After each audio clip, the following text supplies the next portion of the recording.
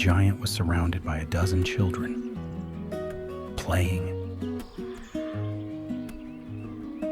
That sight fascinated me so much that in silence, almost on tiptoe, I circled the small clearing and sat on the bottom steps of the staircase. And there I remained, enjoying it just like the little ones. Truly, what moved me most was verifying how that full-grown man, capable of defying the high priests or raising the dead, jumped, ran, or fell to the ground, completely given over to the demands of those little ones. I don't know how long that lasted, perhaps 1 or 2 hours. Suddenly, when that inexplicable melancholy was at its sharpest, the master stopped the game. Although Jesus had had multiple opportunities to see me there sitting, it was at that moment that he turned his gaze toward me. The children scattered through the garden, and the master advanced toward the steps. I tried to stand up, but the rabbi extended his hand, indicating that I should not move. He sat beside me, his breathing still heavy and his forehead soaked with sweat. Jason, my friend, what is troubling you? That discovery plunged me back into confusion. The master, without even looking at me and without waiting for an answer, continued with a tone of complicity that I guessed instantly. You are here to bear witness, and you must not falter. Then you know who I am? Jesus smiled and, passing his long arm over my shoulders, pointed toward the garden gate, where his disciples still stood guard. A long time will pass until those men and the coming generations understand who I am and why I was sent by my Father. You, despite coming from where you come from, are closer to the truth than they are. I do not understand, Master, why your men are armed. Those who are with me have not understood me. Lord, there are so many things I wish to speak to you about. We still have time. Let the day's own zeal suffice. It was irritating. So long waiting for that opportunity. And now, face to face with him, I didn't know what to say or ask. Earlier you asked me what was wrong. How could you have realized? Lift the stone, and you will find me there. Split the wood, and I am there. Where there is solitude, there I am also. You know, all my life I have felt alone. Jesus replied in a fulminating manner. I am the light that is over all.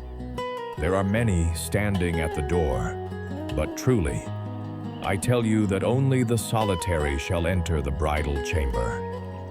It comforts me to know that even those of us who doubt have a corner in your heart.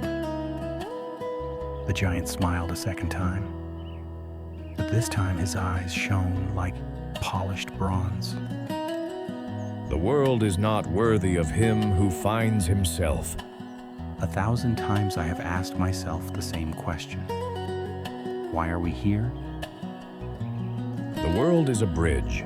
Pass over it, but do not settle on it.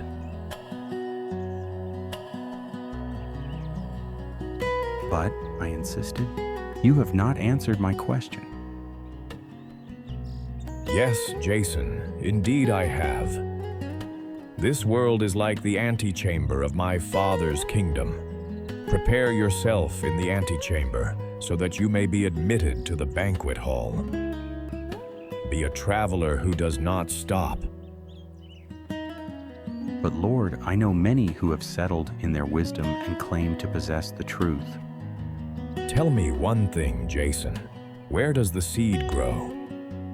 In the soil. Truly, I tell you that true wisdom can only be born in the heart that has become like dust.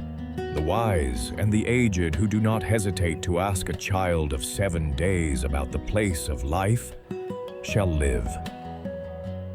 For many who are first will become last, yet they shall become one. You speak of the truth, but where must I seek it?